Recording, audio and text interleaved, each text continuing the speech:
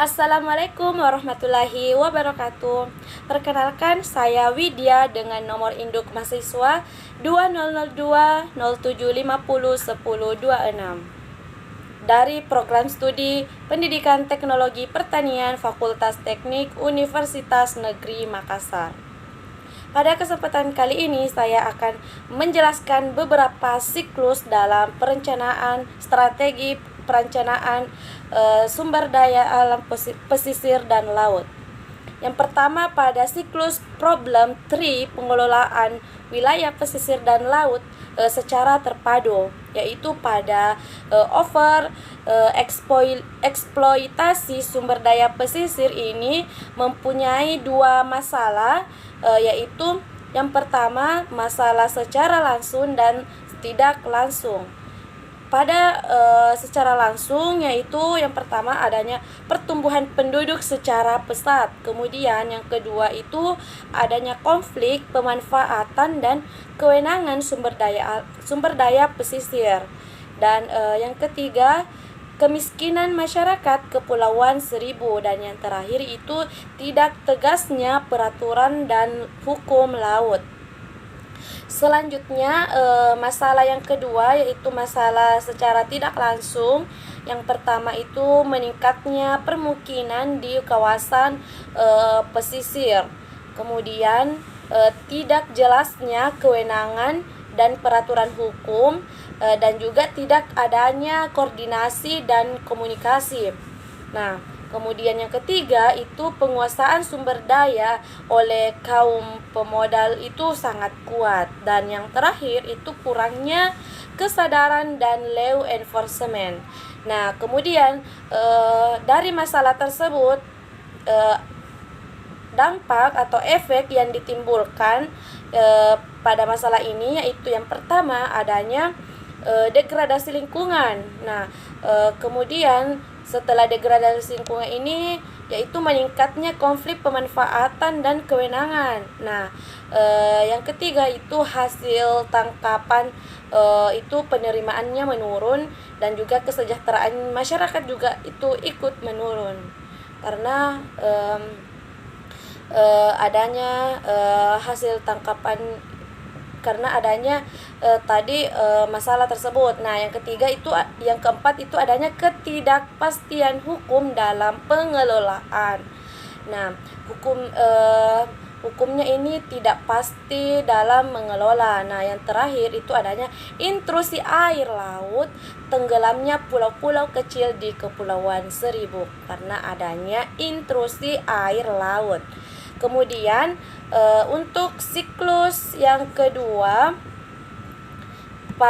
yaitu pada objektif 3 pengelolaan wilayah pesisir dan laut secara terpadu, di mana sumber daya pesisir dan lautan lestari ini pada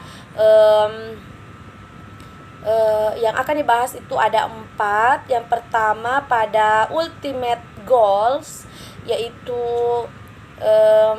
adanya degradasi lingkungan dalam lingkungan itu dapat dipecah. Kemudian variasi strain ikan ini beragam, dan hasil tangkapan stabil, dan kesejahteraan masyarakat itu terjamin. Nah, yang ketiga itu kepastian hukum dalam pengelolaan. Kemudian yang kedua itu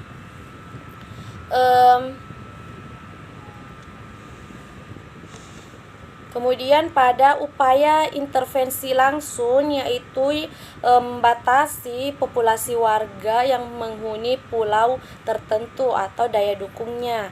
Kemudian penetapan ruang pemanfaatan sumber daya pesisir itu adanya perencanaan pengelolaan yang matang. Kemudian yang ketiga itu mempertegas aturan tentang kepemilikan sumber daya. Dan yang terakhir itu kesadaran masyarakat dalam memelihara lingkungan dan sumber daya meningkat. Kemudian upaya intervensi tidak langsung itu program keluarga berencana penataan pemukiman di kawasan pesisir. Kemudian menetapkan kewenangan dan peraturan hukum yang jelas, dan perlu koordinasi atau komunikasi antar stakeholder. Nah, kemudian pengaturan resource property right ini menghargai kearifan lokal, dan yang terakhir penyadaran masyarakat dan law enforcement. Kemudian pada siklus yang ketiga, yaitu pada pengelolaan sumber wilayah, sumber daya pesisir dan laut ini, secara skematik aspek pengelolaan sumber daya lautan ini dapat dibagi menjadi 4, yaitu yang pertama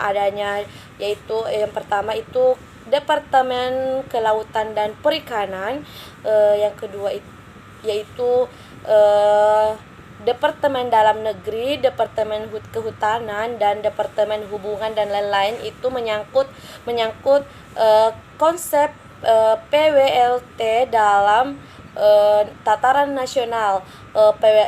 PWPLT ini yaitu pemulihan terumbu karang dan mangrove. Nah, kemudian diatur oleh pemerintah. Nah, yang kedua pada koordinasi dalam tim PWPLT provinsi, nah yaitu Bapeda provinsi, Dinas Perikanan dan Kelautan.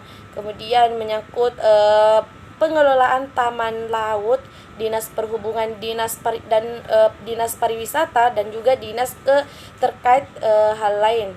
Nah, ini menyangkut pada PWLT pesisir provinsi, kemudian DPRD provinsi sampai ke Perda.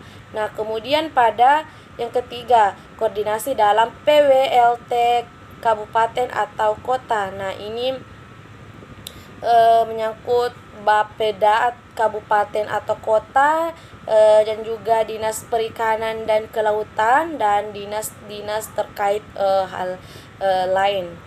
Kemudian ini lanjut ke PWLT Kabupaten Kepulauan Seribu, kemudian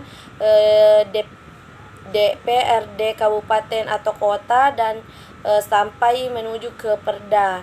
Nah, pada koordinasi yang ketiga yaitu koordinasi dalam PWPLT, yaitu Bapeda Kabupaten atau kota, kemudian Dinas Perikanan dan Kelautan, dan dinas-dinas terkait lain. Kemudian ini lanjut ke PWPLT kawasan pesisir dan gugus pulau, hingga ke Perda atau SK, sampai ke SK Bupati.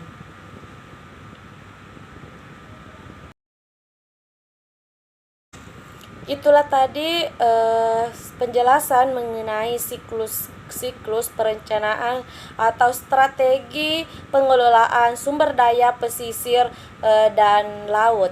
Sekian dari saya. Assalamualaikum warahmatullahi wabarakatuh.